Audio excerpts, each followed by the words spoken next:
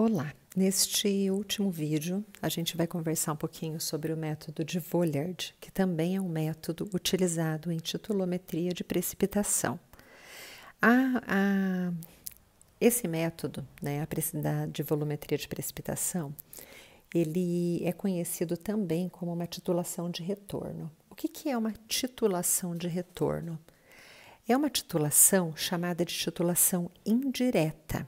Isso significa que o titulante ele não vai reagir diretamente com o nosso analito, mas com alguma substância que antes vai reagir com o analito. Então, ele vai reagir com excesso de algum componente que nós conhecemos as informações a respeito dele.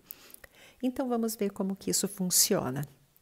Na prática, nós podemos utilizar o método de Vollard para a determinação de qualquer haleto. Neste caso específico da videoaula que vocês assistiram do professor Everton Boturin, nós tínhamos ali a determinação de íons brometo através do método de Vollard. Então, vamos entender o princípio desta técnica. Inicialmente, foi pego uma amostra que continha brometo, tá? Foi pego ali 10 ml de uma amostra com brometo e a ela foi adicionado 10 ml também de uma solução de nitrato de prata padronizado, que foi aquele que nós padronizamos anteriormente, né? Que tinha como concentração um valor de 0,104 mol por litro. Então, vamos pensar inicialmente o que acontece aqui. Quando a prata, os íons prata reagem com os íons brometo, o que nós temos aqui é a formação de um sólido, de um precipitado de brometo de prata. Então, nós vamos adicionar aqui um excesso de prata a essa amostra contendo íons brometo. Um excesso conhecido. Então, o que vai acontecer? Todo o brometo que estava ali na reação, ele vai ser consumido formando brometo de prata. E ainda vai sobrar íons prata nessa solução, ok? Então, este aqui é o princípio. O que nós temos que entender é que sobram íons prata na solução. Após isso, o que é feito? Esse excesso de íons prata, que são ali adicionados na solução, tá? Eles vão ser titulados com uma solução padrão de tiocianato de potássio, Padrão, então, significa aqui que nós temos uma concentração conhecida desse reagente, ok? Então, nós vamos adicionar, deixa eu colocar uma aguinha aqui porque não tá parando, Então, a gente vai adicionar ali, tá? Íons tiocianato numa concentração de 0,03 mol por litro, fazendo uma titulação com quem? Com o excesso de prata que tinha sobrado lá no meio, na presença de íons ferro. Então, recordem, inicialmente, nós pegamos e colocamos a nossa amostra. A nossa amostra reagiu com nitrato de prata, formando brometo de prata. Só que nós colocamos um excesso de prata. Então, toda a prata que nós adicionamos, ela reagiu com o brometo, formou brometo de prata e ainda sobrou prata no meio. Essa prata que sobrou no meio, ela vai reagir com tiocianato de potássio na presença de íons ferro, que é o indicador, ferro 3, ok? Então, quando a prata reage com o tiocianato, ela forma tiocianato de prata. Quando acabar a prata, aqui do meio, essa prata em excesso, o que vai acontecer? Vai cair o primeiro excesso de tiocianato aqui e vai reagir com esses íons ferro 3+. E quando o tiocianato reage com o íon ferro 3+, ele forma um complexo extremamente estável de tiocianato de ferro. Esse complexo, ele tem uma coloração marrom avermelhada. Então, este momento, nós sabemos que a titulação, ela chegou ao fim, ok?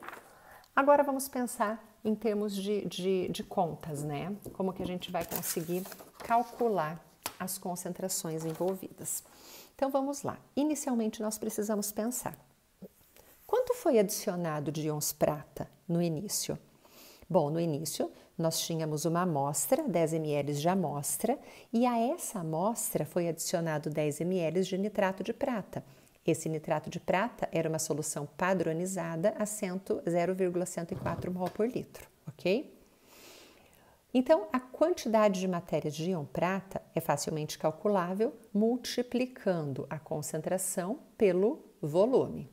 Então, nós temos aqui que inicialmente a concentração de íons prata que foi adicionada à amostra foi de 1,4 vezes 10 a menos 3 mol. Legal.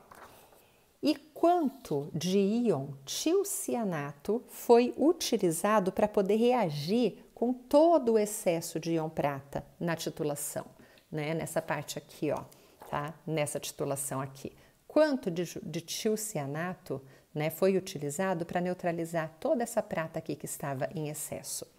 Bom, para a gente poder calcular isso, nós precisamos saber qual foi o volume de tiocianato que foi gasto em cada uma das titulações, certo? Então, os 3 volumes, né, estão aqui em cada uma das tréplicas, né? Foi feito aqui então em triplicata. Então, nós temos um volume médio de 14,48 ml. A partir desse volume médio gasto de tiocianato de sódio, o que nós podemos encontrar? A quantidade de matéria do tiocianato, que vai ser então a concentração dele, que foi falado, né, que era uma solução padrão de tiocianato a 0,03 mol por litro, multiplicado então por esse volume. E aí nós encontramos que a quantidade de matéria de íons tiocianato é igual a 4,344 vezes 10 a menos 4 mol de tiocianato.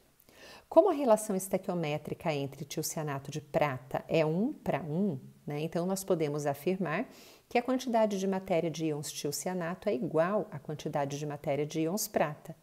Logo, a quantidade de matéria de prata em excesso é exatamente essa, 4,344 vezes 10 a menos 4 mol por litro. Ok, então se no início da reação nós tínhamos 1,04 vezes 10 a menos 3 mols de íon prata, que foi adicionado a uma amostra que continha brometo, e após essa prata reagir com os íons brometo, ainda sobraram 4,344 vezes 10 a menos 4 mol de íon prata, então nós sabemos que a quantidade de matérias de íon prata que reagiu efetivamente com os íons brometo para formar o brometo de prata foi do quê? A diferença entre elas, ok? E a diferença entre elas nos dá uma quantidade de matéria de 6,056 vezes 10 a menos 4 mol de íon prata. Acontece que o íon prata, ele reage estequiometricamente com os íons brometo em uma quantidade de 1 para 1. Consequentemente, a quantidade de matéria de íon prata é igual à quantidade de matéria de íons brometo. Então, qual é a concentração de íons brometo na amostra? Bom, uma concentração, né, a gente calcula com o número de mols em relação ao volume, né? Então, a quantidade de matéria que nós encontramos de íon brometo foi de 6,056 vezes 10 a menos 4 mol, enquanto no volume foi falado inicialmente que uma amostra de 10 ml de brometo foi analisada. Então, a nossa amostra de brometo, né, o brometo estava contido onde? Nos 10 ml aqui.